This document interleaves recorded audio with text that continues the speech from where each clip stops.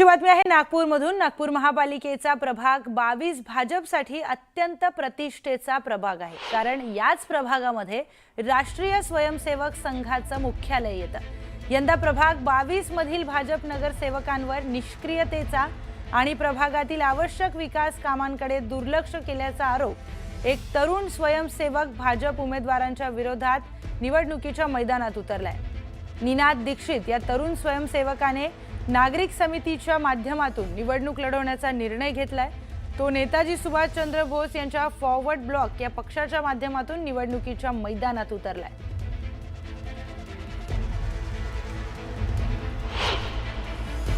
नाही, भाजपला मी उमेदवारी मागितली पण नाही, कारण आमची तयारी नागरिक समितीचीच सुरू होती।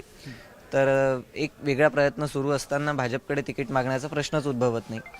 आणि भारतीय जनता पक्षाने विचार केला जरी असता तरी पण मला तिकीट भारतीय जनता पक्षाचं नको होतं, कारण या प्रभागामध्ये सद्यस्थितीमध्ये म्हणजे मला जेवढं थोडंफार राजकारणाचा एक गंध असेल की भारतीय जनता पक्षाच्या विरोधात एक लहर आहे, लहर, आणि विरोधातल्या लहरीमध्ये उडी घेणे म्हणजे हा मूर्खपणा असतो। तर मी भारतीय जनता पक्षाकडे जाण्याचा काही प्रश्नच नाही। ज्या भागामध्ये संघाचं मुख्यालय आहे तिथे त्या मुख्यालयाच्या बाजूला रस्ते आणि गट्टू याच्या व्यतिरिक्त जर तुम्ही काम बघाल की तुम्ही आमच्याकडले चिंतेश्वर परिसर बघून या, तुम्ही हत्तीनाला परिसर बघून या, तुम्ही गंगाबाई घाट परिसर बघून या, तुम्ही झेंडा चौकची वाहतूक कोंडी बघून घ्या, तुम्ही बडकस चौकातली वाहतूक कोंडी बघून घ्या।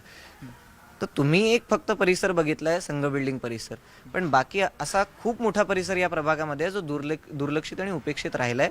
जिथल्या प्राथमिक शाळा बंद पडल्या, तिथल्या स्थानिक लोकांना त्याचा फटका पडलाय, जिथल्या मैदानांवर माती नाही आहे, जिथल्या वाचनालयांमध्ये स्पर्धा परीक्षा पूरक वातावरण नाही आहे, अशा सगळ्या ड्रेनेजचं इथे खूप मोठा समस्या आहे।